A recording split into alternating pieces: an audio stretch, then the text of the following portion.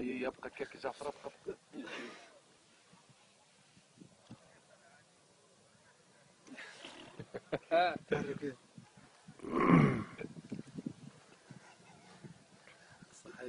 بعد المباراة جعفر شنو الحمد لله امان علينا. يجري زاد نتاع سيد يجي انت وراك اللي عملوك بلدي. الحمد لله ترشح هذايا معناتها عايشك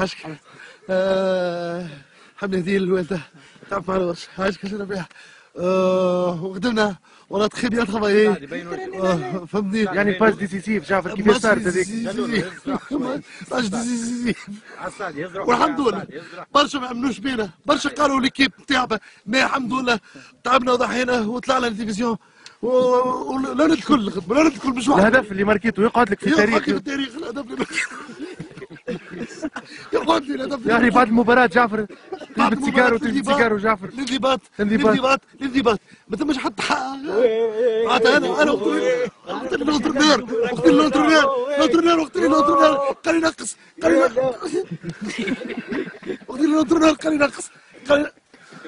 قلت لي لونترونور قال لي نقص نقصت الماكسيموم نقصت 4 كيلو معناتها في نهار والحمد لله الكوب هذايا نهديوه للناس اللي نبروا علينا وقالوا الجمعيه هذه باش هذه وهزيناه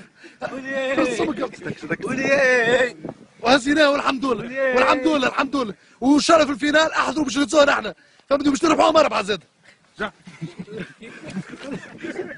وي خويا الهدف اللي ماركيته الهدف كله روح رياضيه ماركيتوش كل روح رياضيه والحمد وقت اللي ماركيت الهدف وقت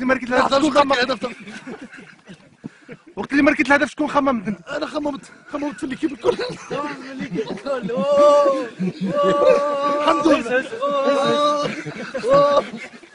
الحمد لله معناتها ترشح هذايا نهديه للناس الكل اللي تعبت الناس الكل عمليه زاد معانا تعب معانا وضحى معانا والحمد لله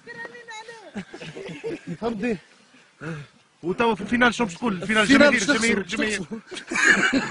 باش نقول الفينال باش نخسروا قول الجماهير الجماهير باش نخسروا. شنو تقول القناة نتاعنا القناة نتاعكم نقول سكري غير سكري شيل القناة